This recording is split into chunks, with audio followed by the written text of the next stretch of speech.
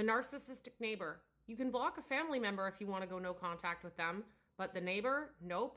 You share a fence or a wall with them. Every step, every noise, one too many garden gnome could be a federal offense to them. They can be a literal nightmare. Like any narcissist, they either play the victim or the hero, where applicable, especially if they're communal, but they're never, ever the villain. It's all about power and control and avoiding exposure and accountability. Here are their greatest hits list. They thrive on conflict. They'll start drama and issues over anything. Recycle bins, noise, parking, your kid's ball going over the fence, a single branch of a tree that happens to be on their property line.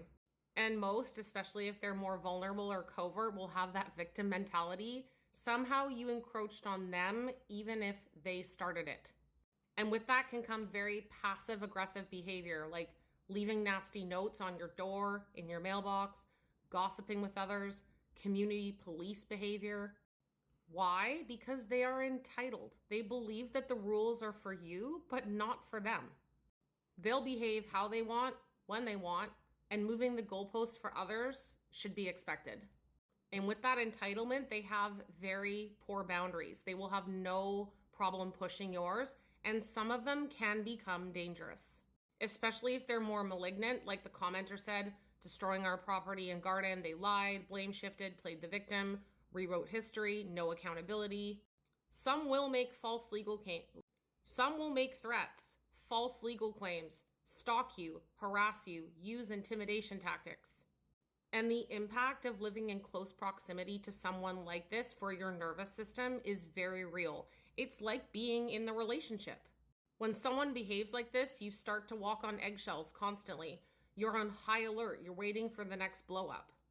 And to avoid additional conflict or escalation, people often end up modifying their behavior by not approaching them at all, fawning. Maybe you have to install security cameras for your safety, or you just start second guessing really normal activities like having a barbecue, playing music, taking out your garbage. And this is not just a neighbor issue. The proximity for your nervous system can cause stress, hypervigilance, and CPTSD-like symptoms. A lot of people ask this, why the hell do they do this? Because they're very, very dysregulated. They thrive on conflict because all of their energy goes into protecting the false self. It's like Dr. George Simon says, it's not that they don't see, they just disagree. And it's not that they're unaware, they just don't care. And they'd rather control you and the narrative at all costs than risk exposure or accountability. So how do we handle them? We always say they have the same playbook, so they require the same toolkit, just with different tools for different circumstances. Document everything. Even if you think it's silly, expect lies. You need to keep receipts. Very clear, firm boundaries. Don't jade, justify, argue, defend, explain. Where applicable, drop the rope, because if you leave the tug of war, they have no one to fight with. They're just flailing around on the hill all by themselves.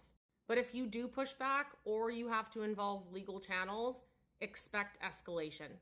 I've done a full video on the escalation ladder that narcissists typically go up. It starts with emotional manipulation, and if it gets really serious, it can get into stalking and harassment. And with that, safety first. If threats, intimidation, or weapons enter the picture, take that very seriously. At the end of the day, every narcissist I've ever dealt with leaves me thinking this. They need something better to do with their time, like a hobby. Like, just why?